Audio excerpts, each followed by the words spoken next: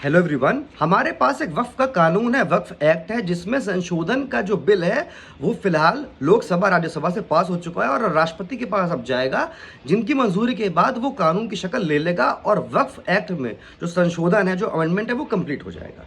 आप समझते हैं बेसिकली कि वक्फ होता क्या है। देखिए, वक्फ का बेसिक मतलब ये होता है कि एक मुस्लिम व्यक्ति किसी ऐसे धार्मिक काम के लिए, चैरिटी के लिए या रिलीजियस पर्पस के लिए जो उसका धर्म अलाउ करता है, इस्लामिक फेथ अलाउ करता है, वो अपनी प्रॉपर्टी को परमानेंटली अल्लाह के नाम पे डेडिकेट कर दे। यानी कि वो अपनी प्रॉपर्टी का त्याग करके मालिकाना हक जो है वो अल्लाह यानी कि ऑलमाइटी के हवाले कर दे और फिर उसका इस्तेमाल जो है वो कोई भी व्यक्ति कर सकता है। ये इसका बेसिक मतलब होता है।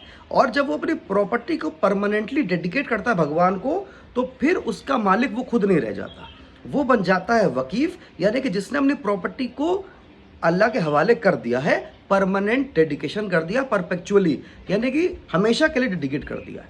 उसका पर्पस रिलीजियस, चैरिटेबल और पायस है अकॉर्डिंग टू हिज फेथ, और उसको अब कोई भी व्यक्ति इस्तेमाल आमतौर से कर सकता है। हमको ये ध्यान रखना है कि इस प्रॉपर्टी की देखभाल करने का जो जिम्मा है वो मुतवल्ली नाम के एक व्यक्ति के ऊपर होता है, जो वो खुद वकीफ तय कर सकता है या कोर्ट भी बाद में तय कर सकता है। हमको एक बात ध्यान रखना कि ये जो वकीफ है, जो उस प्रॉपर्टी को दे रहा है, ये खुद एक मुस्लिम होना चाहिए, साउंड माइंड का होना चाहिए और साथ में मेजर होना चाहिए। ये हमको ध्यान रखना है। Thank you everyone.